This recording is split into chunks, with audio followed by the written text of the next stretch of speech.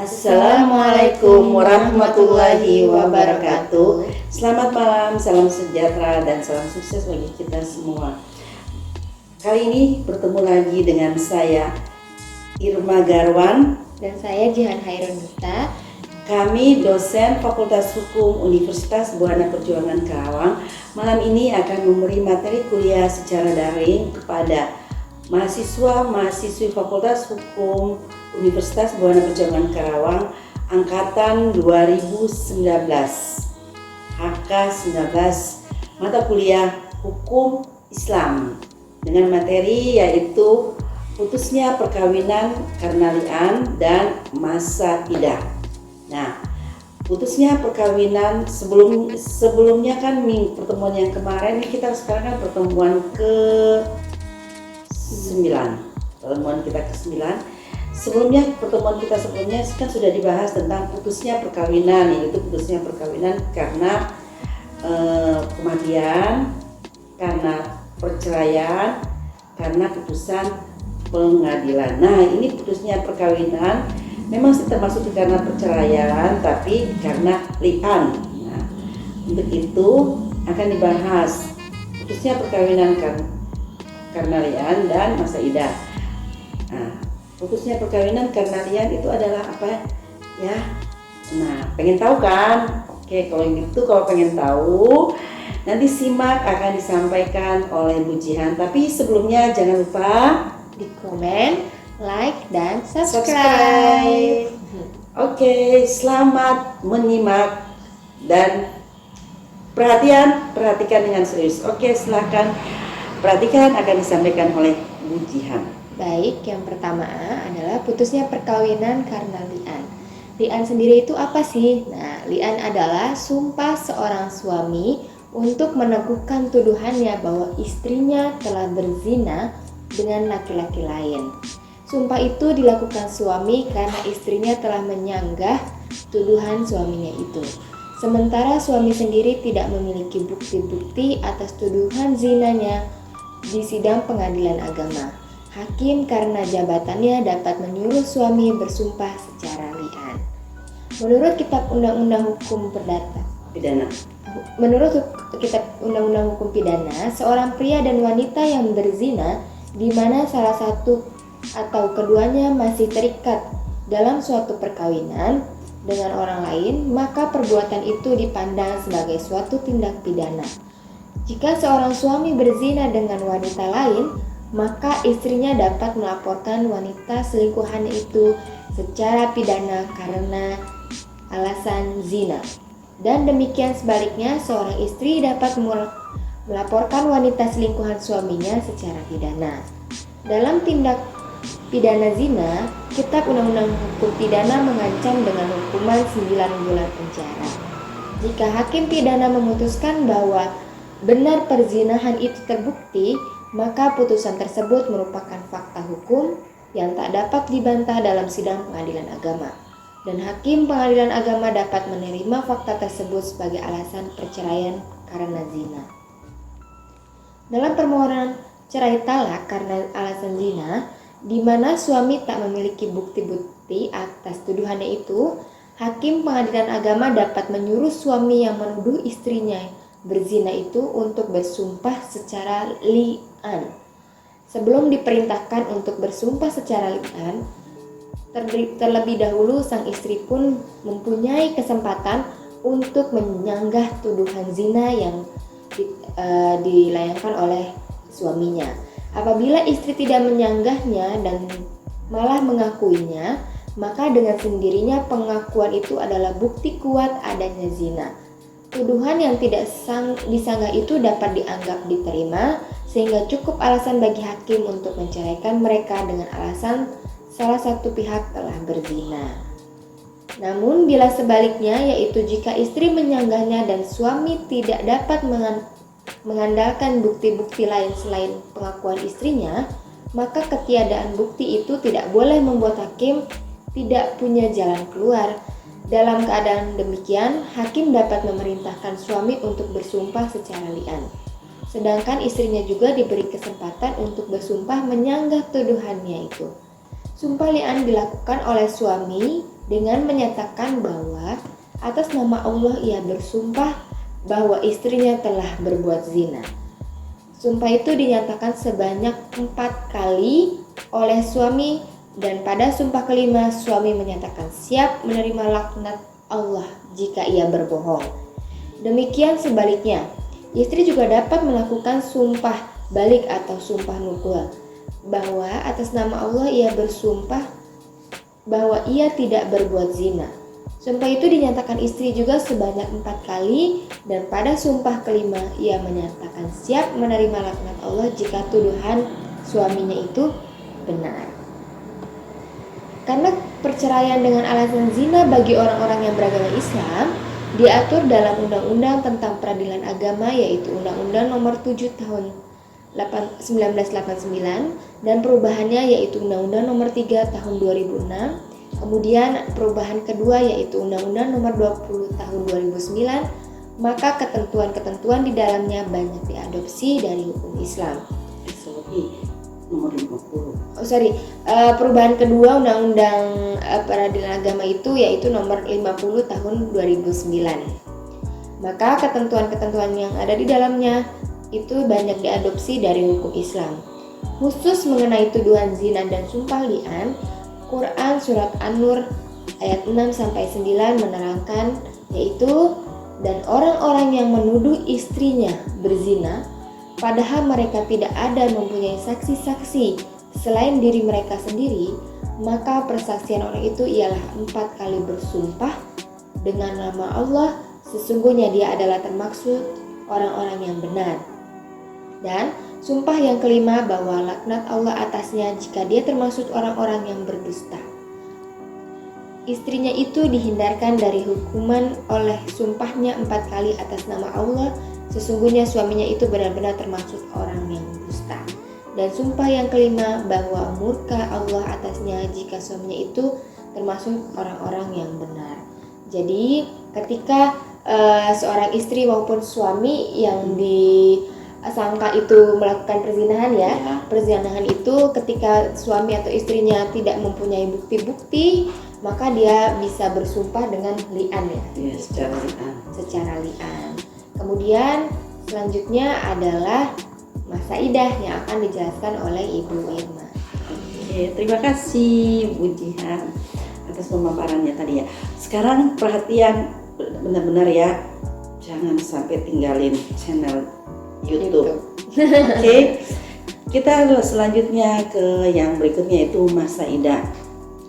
Sebagaimana diketahui bahwa masa idah yakni masa tunggu tertentu setelah ditinggal wafat atau diceraikan oleh suami oleh mantan istri. Pada masa itu, suami yang menceraikan istri bisa kembali atau rujuk padanya tanpa memerlukan akad nikah. Akad nikah kembali maksudnya. Selama talak yang dijatuhkan berupa talak raj'i. Talak raj'i itu apa? Maksudnya talak yang masih bisa rujuk, yaitu talak raj'i. Tapi kalau talak karena li'an itu tidak bisa dirujuk kembali ya. Tapi kalau talak raj'i itu bisa dirujuk.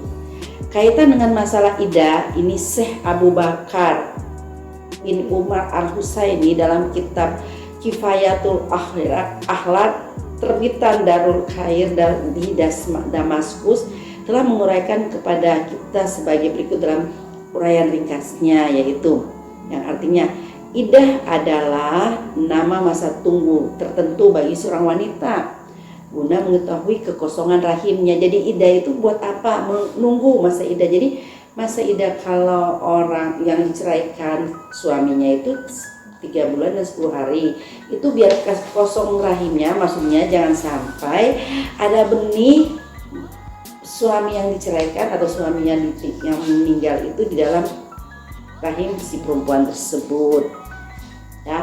Jadi kekosongan rahim tersebut bisa diketahui dengan cara kelahiran, hitungan bulan atau dengan hitungan kuru itu atau apa? Masa suci. Selanjutnya secara global, wanita yang menjalani masa idah terbagi menjadi 2. Yang tadi sudah dijelaskan ya. Wanita itu terbagi 2, yaitu wanita yang ditinggal mati suaminya atau wanita yang diceraikan oleh suaminya. Oke. Selanjutnya masing-masing dari keduanya itu terbagi menjadi dua keadaan. Pertama dalam keadaan hamil, kedua dalam keadaan tidak hamil. Nah, kalau misalnya masa tunggu perempuan yang dalam keadaan hamil itu berapa bulan? Nah, misalnya dia waktu diceraikan, jadi ingat ya, memang sih ada pemahaman masyarakat bahwa seorang istri yang lagi hamil tidak bisa diceraikan oleh suaminya. Itu adalah pemahaman yang keliru, karena istri walaupun sedang hamil, mau hamil 1 bulan atau mau hamil 9 bulan, boleh diceraikan oleh suaminya. Nah, masa idah atau masa tunggu perempuan yang dalam keadaan hamil itu berapa bulan? Jawabnya adalah masa idahnya itu sampai si perempuan itu melahirkan. Nah, itu sampai dia melahirkan, itulah masa idah daripada perempuan tersebut. Nah, jadi ada juga masa idah perempuan yang mengalami masa idah itu dibagi menjadi 6. Ya, 6 kondisi, yaitu 1. Wanita yang ditinggal wafat suami atau ditinggal mati suami dalam keadaan hamil. Kedua, wanita yang ditinggal wafat atau tinggal mati dalam keadaan tidak hamil. Ya, terus ketiga, wanita yang diceraikan dalam keadaan hamil. Terus yang keempat, wanita yang diceraikan suami tidak dalam keadaan hamil, sudah pernah bergaul suami istri dan sudah atau masih haid. Yang kelima yaitu wanita yang diceraikan tidak dalam keadaan hamil, sudah pernah bergaul suami istri dan belum haid atau berhenti haid atau menopause. Ya. Dan keenam, wanita yang diceraikan namun belum pernah bergaul suami istri. Nah, kalau yang keenam itu, wanita itu sudah diceraikan suaminya tapi belum bergaul suami istri, masa idahnya tuh tidak diperhitungkan, tidak ada masa idahnya karena memang belum pernah digauli oleh suaminya. Tujuan masa idah itu kan yang seperti tadi sudah dijelaskan sama Bunda ya, untuk memasukkan rahimnya. Nah, kalau misalnya belum bergaul suami istri, gimana mau kosong, kan memang tetap kosong kan, jadi itu tidak perlu dipertimbangkan ya. Oke, selanjutnya pembahasan tentang kondisi yang pertama ya, wanita yang tinggal wafat dan dalam keadaan hamil, maka idahnya itu adalah hingga melahirkan yang tadi sudah dijelaskan ya, dan tidak ada bedanya apakah kelahirannya kurang lebih atau dari masa idah pada umumnya. Misalnya seminggu setelah ditinggal wafat suaminya, sang wanita melahirkan, maka habislah masa idah wanita tersebut. Tapi misalnya suaminya meninggal, dia masih hamil usianya 1 minggu, berarti dia tunggu sampai dia selesai melahirkan. Tapi kalau misalnya hari ini dia lagi hamil, nah suaminya meninggal hari ini, besok dia melahirkan, berarti masa idahnya selesai gitu ya. Selanjutnya yang kedua, wanita yang ditinggal wafat suaminya dan tidak dalam keadaan hamil. Nah, atau dalam keadaan hamil namun bukan dari suaminya yang meninggal, maka masa idahnya itu 4 bulan dan 10 hari. Oke. Nah, tidak ada perbedaan antara yang belum haid atau yang sudah berhenti haid. Jadi yang sudah berhenti haid pun tetap masa idahnya tetap 4 bulan dan 10 hari untuk suami yang meninggal. Selanjutnya yang ketiga. Nah, ini untuk masa idah yang suaminya meninggal 4 bulan 10 hari itu dasar hukumnya ada di surat Al-Baqarah ayat 230 ya. 234, sorry. Ketiga, wanita yang dicerai suami dalam keadaan hamil, maka idahnya hingga melahirkan sebagaimana dalam keadaan yang ditinggal wafat suaminya. Nah, jadi kalau misalnya wanita itu ditinggal mati atau ditinggal wafat suaminya, ya tetap idahnya 4 bulan dan 10 hari. Nah, kondisi yang keempat yaitu wanita yang diceraikan suami tidak dalam keadaan hamil, sudah bergaul suami istri dan sudah dan atau masih haid, maka idahnya yaitu adalah tetap tiga kali kuru.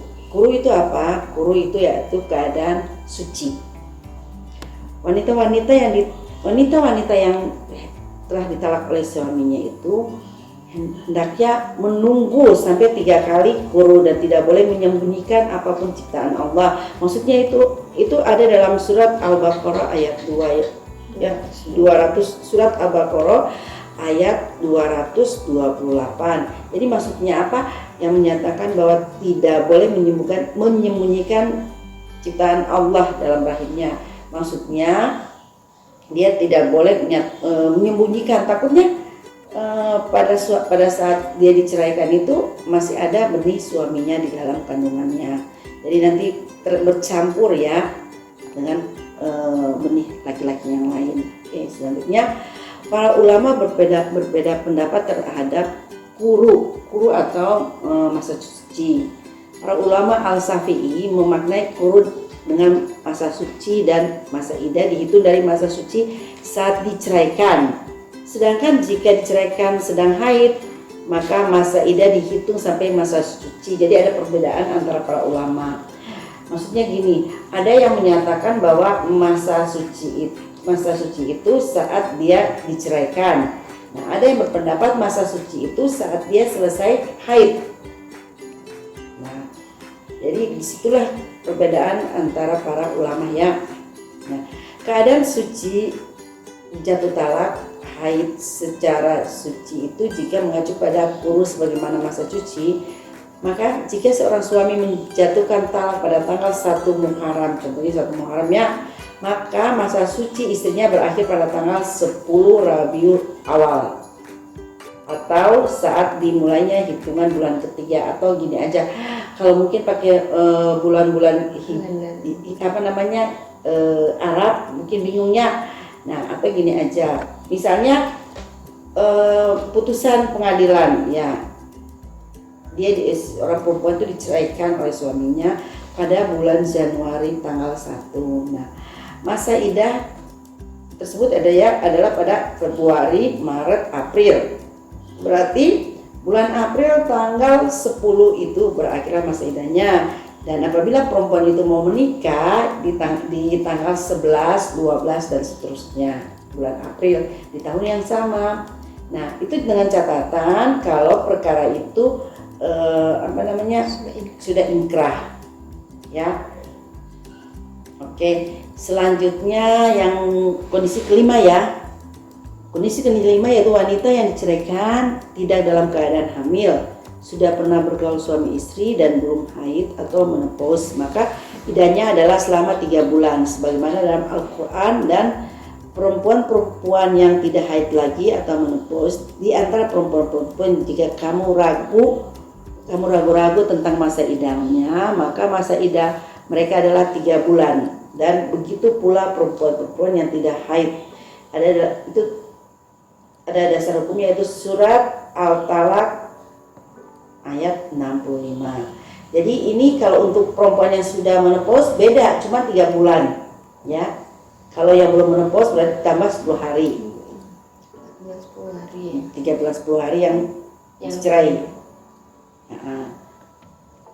Oke, selanjutnya kondisi yang keenam ya. Kondisi yang keenam yaitu wanita yang dicerai namun belum pernah bergaul dengan suaminya, maka tidak ada masa iddah baginya. Yang tadi sudah dijelaskan di atas ya, sebagaimana firman Allah yang menyatakan bahwa hai orang-orang yang beriman, apabila kamu menikahi perempuan-perempuan yang beriman, kemudian kamu ceraikan mereka sebelum kamu mencampurinya, maka kamu minta penyempurnaannya, maka berilah mereka mut'ah. Apa itu mut'ah? Mut'ah itu pemberian. Dan lepaskanlah mereka dengan cara yang sebaik-baiknya. Ada dalam surat Al-Ahzab ayat 49. Jadi mut'ah ya. Mut'ah itu apa? Mut'ah itu pemberian. Jadi misalnya seorang suami yang dia ingin menceraikan istrinya, walaupun ini khusus untuk yang menceraikan istrinya tapi tidak belum pernah digauli. Nah, itu dia harus memberikan yang disebut dengan mut'ah. Mut'ah itu atau pemberian ya sebagai apa ya? Buat menyenangkan hati si istrinya tersebut karena dia akan diceraikan. Jadi di dalam Islam itu seorang suami apabila mau menceraikan istrinya, dia harus menyenangkan istrinya dulu. Nah, kalau dalam Islam ya, perceraian yang terjadi diajukan atau merupakan cerai talak, bukan cerai gugat ya. Kalau cerai talak itu suami wajib membayar yang namanya uang idah. Uang idah itu yang tadi sudah dijelaskan ya, masa tunggu itu selama 3 bulan. Nah, terus membayar yang disebut dengan mut'ah. Mut'ah itu pemberiannya. Terus yang disebut dengan ada yang bayar kiswa. Kiswa itu apa? Kiswa itu pakaian, perhiasan. Jadi suami itu apabila mau menceraikan, dia mentalak istrinya, dia harus bayar mut'ah, kiswa, iddah, dan juga misalnya pada saat melangsungkan pernikahan itu mereka mas kawinnya terhutang. Ya teh ya. Jadi kan mas kawin itu kan ada yang pada saat pernikahan ada yang dibayar tunai, ada di hutang. Nah, apabila mas kawin itu masih berhutang, misalnya dengan mas kawin seberat 50 gram emas dibayar hutang. Nah, keren ya, 50 gram atau 150 gram emas, tapi bayarnya ujungnya kurang enak tuh, dibayar hutang. Boleh, secara hukum boleh dibayar hutang. Nah, kalau dihitungnya dibayar hutang tersebut, nah apabila terjadi perceraian, jadi nikahnya itu misalnya nikahnya tahun 2010, nah, terus mereka cerai itu 2020, berarti sudah 10 tahun ya, sudah 10 tahun. Nah 2010 ya 10 tahunnya. Nah, sudah 10 tahun, otomatis emas pada tahun 2010 misalnya 150 gram itu harga emasnya 1 gram 1 juta. 1 juta. Nah, itu tidak bisa dibayar harga emas pada saat itu 1 juta, tidak dibayar harga emas sekarang. Misalnya sekarang harga emasnya 2 juta, berarti 150 gram dikali 2 juta. Itu ya harus dibayar. Nah, masa idahnya maskan yang tertunda, itu istilahnya maskan yang tertunda, mas kawin yang tertunda ya. Terus selain itu juga dia harus membayar misalnya punya anak, biaya-biaya untuk anak, terus biaya pendidikan, biaya makan, minum anaknya tersebut ya. Jadi ditotalin, kalau untuk uang idah itu istrinya yang minta, misalnya biasanya selama melangsungkan perkawinan istrinya itu dikasih biaya buat hidup sebulan misalnya 5 juta. Ya berarti dia akan minta 5 juta kali 3 bulan, berarti 15 juta sebulan. Nah itu apa yang harus dibayarkan oleh seorang suami yang hendak menceraikan istri. Nah pertanyaannya, kalau misalnya istri yang mengajukan gugat cerai, apakah dia berhak atas iddah, mut'ah, kiswah? Jawabannya tidak, karena yang mengajukan itu istrinya, tapi dia cuma berhak atas biaya hidupnya. Kalau dia mau minta biaya, misalnya punya anak, biaya hidup anak-anaknya dengan dia selama sebulan itu berapa, itu dia minta, dan secara hukum bisa diperbolehkan. Tapi kalau untuk uang iddah, uang kiswah, mut'ah tidak bisa. Seperti itu ya. Oke, selanjutnya mungkin sudah kita Bunda sama Bu Jihan menyampaikan materi hukum Islam malam ini, pertemuan kita yang ke-9 mengenai putus perceraian karena li'an dan tentang masa iddah. Oke, kalau kurang paham, kurang ngerti atau ingin tambah lagi hasanah ilmunya tentang hukum Islam, tentang perceraian karena li'an dan masa iddah, boleh tanya di kolom komen di bawah ya. Jadi kalau ada pertanyaan jangan lupa ditanyakan di bawah. Insya Allah nanti kita coba juga untuk menjawabnya di lain video. Ya, gitu. Oke, selanjutnya jangan lupa apa? Di komen, like dan subscribe. Oke, sampai kita bertemu lagi mahasiswi Fakultas Hukum Universitas Buana Pejagan Karawang angkatan 2019. Sampai kita ketemu di pertemuan yang selanjutnya, dan kita pasti masih akan tetap daring karena corona. Tapi kita berdoa semoga corona cepat berlalu dari muka bumi ini dan kita bisa ketemu Dan beraktivitas kembali. seperti biasa. Kita bisa bertemu di ruang kelas karena ya yakin kalian kangen gak sama Bunda sama Bu Jihan? Kangen gak? Nah, kalau kalian kangen, ingat rajin-rajinnya nonton atau download videonya ya, kan bisa terobati kangen kalian. Bunda dan Bu Jihan juga bisa terobati karena baca komen-komen kalian. Tapi ingat, komennya atau pertanyaannya jangan terlalu menyimpang jauh dari materi malam ini. Bukannya mau melarang, tapi sudah pengalaman berapa kali pertemuan kita baik dari Instagram ya, itu ada yang nanya tidak fokus ya kajian Di luar materi ya. Di luar materi. Kalau di luar materi masih tentang hukum nggak apa-apa lah, tapi jangan curhat yang bikin pusing kepala kita, tahu ya. Oke, kalau begitu nanti kita semoga tetap sehat semuanya. Kita bisa ketemu kembali di dalam kelas. Oke, ada yang mau disampaikan? Cukup, jangan lupa di saat-saat seperti ini tetap stay safe dan stay healthy. Jadi tetap jaga jarak dengan sesama. Nih, Bunda sama Teh Jihan Kita nggak satu ini jam ya.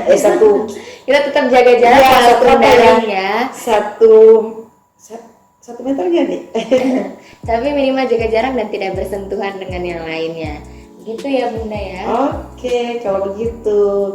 Terima kasih atas perhatian kalian dan atas penyimakan kalian terhadap materi yang disampaikan pada pertemuan 9 ini.